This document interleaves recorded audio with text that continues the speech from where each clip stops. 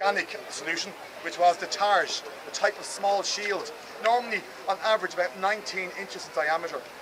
These were often held centrally, but they could also be held against the arm. But when they're held centrally, they were useful for offensive use, give someone a bit of a knock, you might have finished them with your sword. They were normally made of 2 layers of wood, with the grain going perpendicular, so you had extra strength, a bit like modern plywood. And then you'd have leather, not just on the front, but on the back as well. Now we've been using this particular targe for some, 15 years? About 15 years, and we hacked the lacquery out of it, shall we say. And it's still in good order. Really great design, you know, and made of local produce, of course. Bovine leather and a little bit of wood. So that's about it until we talk about the musket. The musket, firearms, as I said, are becoming more and more important in this period of history. This musket would date from about the time of, about 1600. So around the time of the Battle of Yellow Ford, about the time of the Battle of Kinsale in 1601, the Battle of Clontarf wouldn't be too far away either, you know. So the weapon is very long. The definition of a musket, by the way, was one that was some 4 foot in length vis-a-vis the barrel. Shorter ones called calibers were 3 foot, and the shortest ones of all, arquebuses, were just 2 foot, you know. They all used matchlock mechanisms, okay? The match was dipped in saltpeter. The saltpeter would have kept it lit, a bit like a modern cigarette. It would have burnt, however, it's more slowly, about 1 inch every 6 to 8 minutes or so.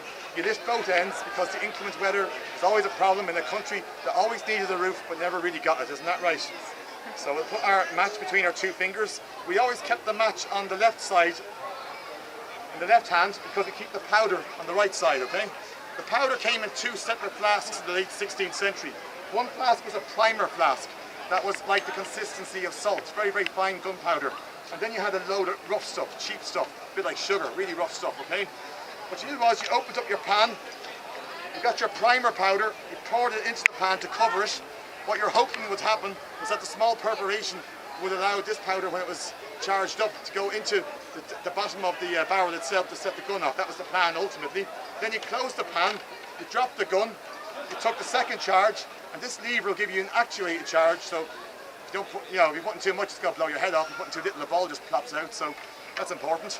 You put that down there, then you get a bit of wadding. That can be a bit of cloth, you know, or it can be a bit of grass. There's no grass here, so we've got to rip our clothes up, I guess. Put that down the barrel as well, because if you don't put that down the barrel, the ball just rolls out before you fire it. Next thing you do, get your ramrod, 3 times was good.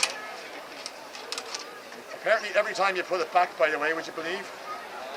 While your enemy awaits your shot patiently on the other side of the battlefield. Then you regain your match, get your gun to a central position, you take your match, one end will do, you put it into what's called a serpentine. You see this little thing here, this little piece of metal, S-shaped. That's why it's called a serpentine. No more reason than that. You pull the trigger to check does it reach the pan. If it does reach the pan, all is well and good. You open the pan upon the order, you give fire. Hopefully what would happen is that the match would set off the fine powder in the pan, the fine powder would set off the rough powder at the base of the barrel, and the ball would go some 50 to 70 yards in that direction, hopefully. That was the plan. It wasn't very accurate, it was a smoothbore weapon. Rate of fire, as you can imagine, was slow. About 1 shot every 20 seconds, 3 shots a minute was normal. When you compare this with the earlier longbow, which goes out of the English army, for example, in 1580 or so, the longbow had a rate of fire of some 15 arrows you could shoot in 1 minute. So the rate of fire is 5 times slower. Range-wise, the musket has a range of some 50 yards. Good longbow man can shoot a bow reasonably accurately up to 300 yards. So the range is also 6 times less. So why does the musket replace the bow? And the true reason is that any fool can be taught to use one of these in about half an hour. Whereas a good archer needs solid training, 6 days a week, 8 hours a day. Serious, serious loss. So when English kings were losing English archers in France in those wars, it was bad news. Hard to replace them. So it's much easier to just get some old peasant trained up with the musket. That's the real reason. Okay, thanks for your attention.